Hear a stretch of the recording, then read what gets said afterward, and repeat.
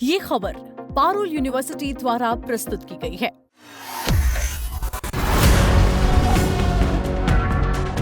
Fighter jet छोड़कर भारत आखिर छोटे हथियारों पर क्यों लुटा रहा है हजारों करोड़ रुपए? क्या ऑपरेशन सिंदूर ने बदल दी भारतीय सेना की पूरी जंग लड़ने की रणनीति? सिर्फ 100 किलोमीटर की रेंज वाले इन हथियारों के पीछे का असली मास्टर प्लान क्या है? चीन और पाकिस्तान की हर चाल को नाकाम करने के लिए कैसे तैयार हो रहा है सुदर्शन चक्र? नमस्कार, मेरा नाम है अंशुल शर्मा और आप देख रहे हैं दैनिक जागरण। आज हम बात कर रहे हैं भारत के एक ऐसे बड़े रक्षा सौदे की जिसने पूरी दुनिया के मिलिट्री एक्सपर्ट को हैरान कर दिया है। जब भारत की डिफेंस एग्जीबिशन काउंसिल यानी DAC ने करीब 52,000 करोड़ रुपए के सैन्य खरीद प्रस्तावों को मंजूरी दी तो सबको लगा कि हमेशा की तरह इस बार भी महंगे फाइटर जेट्स, बड़े युद्धपोत या लंबी दूरी की मिसाइलें खरीदी जाएंगी। लेकिन इस बार रक्षा मंत्रालय ने पूरी रणनीति को ही पलट कर रख दिया। भारत इस बार लंबी दूरी के हथियारों के बजाय सिर्फ 100 किलोमीटर की रेंज वाले सामरिक हथियारों पर इतना बड़ा फंड खर्च कर रहा है। आखिर भविष्य के युद्ध को लेकर भारत की सोच में यह बड़ा बदलाव क्यों आया है और कैसे पाकिस्तान और चीन जैसे परमाणु हथियार संपन्न पड़ोसियों को घेरने के लिए ये चक्रव्यूह रचा जा रहा है? आइए इसे विस्तार से समझते हैं।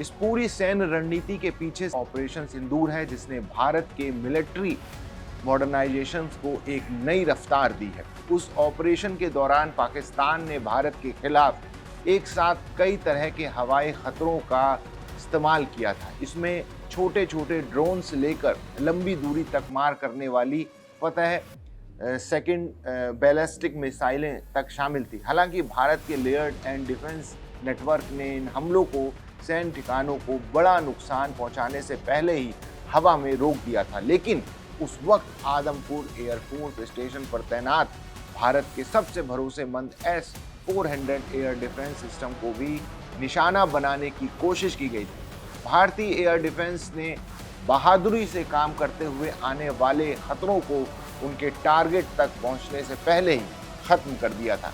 इस लड़ाई से भारत के मिलिट्री प्लानर्स को सबसे बड़ा सबक ये मिला कि भविष्य के युद्ध किसी एक बड़े हथियार पर निर्भर नहीं होंगे।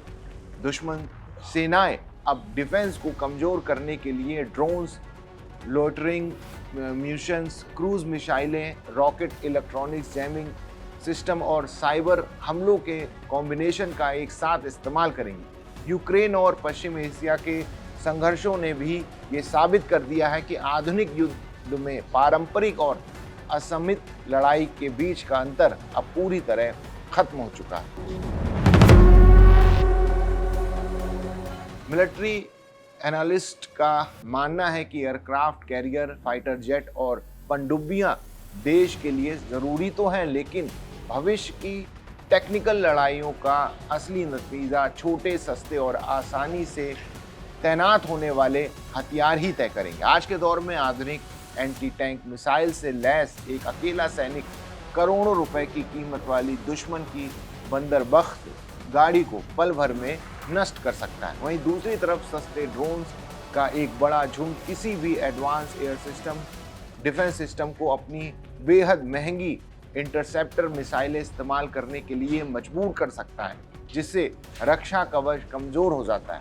इसके विपरीत इलेक्ट्रॉनिक्स वॉरफेयर इक्विपमेंट बिना एक भी गोली चलाए दुश्मन के ड्रोन को हवा में ही बेकार कर सकते हैं। कंधे पर रखकर दागी जाने वाली पोर्टेबल एयर डिफेंस मिसाइलें दुश्मन के विमानों को युद्ध के मैदान में खुलकर काम करने से रोक सकती हैं। यही वजह है कि DAC की ये नई मंजूरी उन सिस्टम पर सबसे ज़्यादा केंद्रित है जो सैकड़ों किलोमीटर के बजाय कुछ 10 किलोमीटर के दायरे में काम करते हैं। सिर्फ बड़ी रणनीतिक क्षमताओं में भारी निवेश करने के बजाय भारत अब अपनी जमीनी सैन्य टुकड़ियों को युद्ध के मैदान में सीधी सामरिक बढ़त दिलाना चाहता है।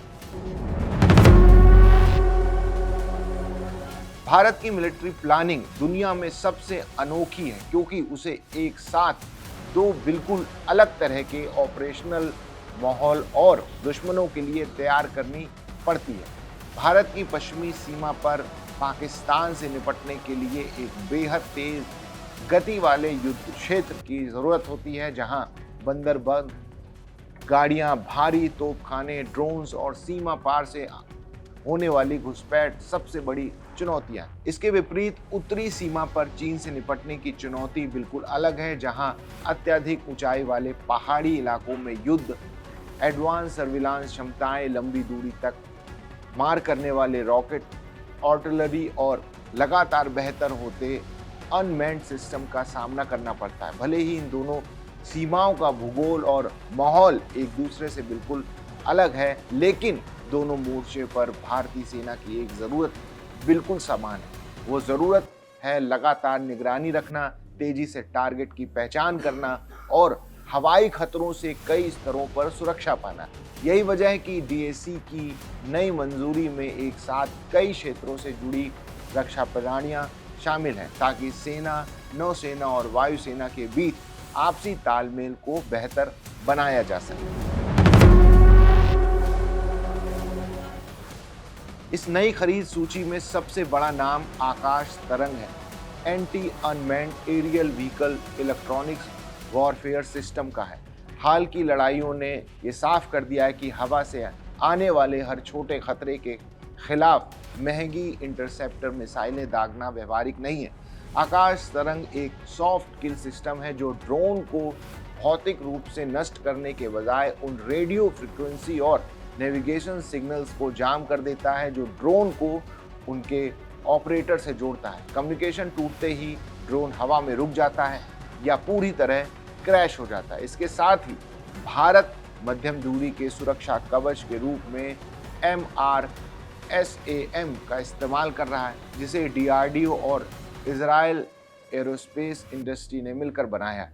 70 किलोमीटर से ज़्यादा रेंज वाला ये सिस्टम फाइटर जेट्स, ड्रोन और क्रूज मिसाइलों को एक साथ निशाना बना सकता है, जिससे ऑपरेशन सिंदूर के समय फतेह सेकंड मिसाइल को भी मार गिराया था।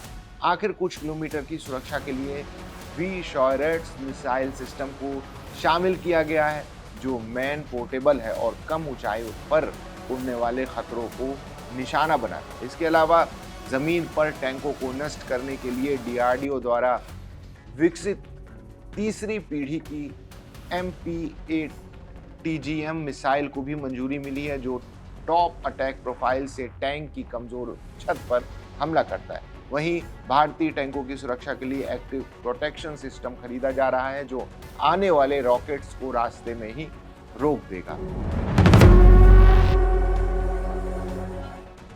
भारत सरकार भविष्य के युद्ध के लिए जेट पावर्ड कामिकेज ड्रोन भी खरीद रही है, जो प्रोपेलर वाले आम ड्रोन्स की तुलना में कहीं ज़्यादा तेज, लंबी रेंज वाले और घातक होते हैं।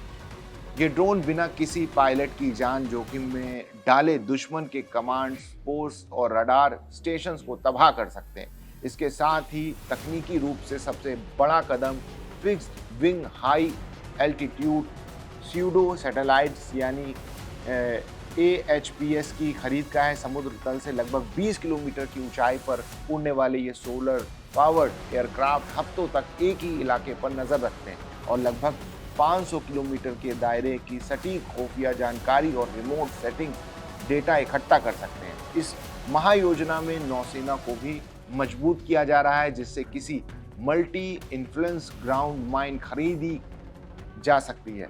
ये माइन समुद्री रास्तों में दुश्मनों के जहाज़ों के मैग्नेटिक और एकॉस्टिक सिग्नल को पहचान कर उन्हें ब्लास्ट कर सकती है। इसके साथ ही जहाज़ों से लॉन्च होने वाले नेवल शिपबोर्न अनमैन्ड एरियल सिस्टम और अगली पीढ़ी के युद्धपोतों के लिए इलेक्ट्रॉनिक्स प्रोपल्शन सिस्टम की टेस्टिंग की भी मंजूरी दी गई। ये पूरी खरीद भारत को प्लेटफॉर्म सेंट्रिक युद्ध से निकालकर एक आधुनिक नेटवर्क सेंट्रिक युद्ध की ओर ले जा रहा है, जहां सभी सेंसर, ड्रोन और मिसाइलें आपस में जुड़ी होंगी और इस तरह भारत का स्वदेशी सुरक्षा कवच सुदर्शन चक्र पूरी तरह तैयार हो जाएगा।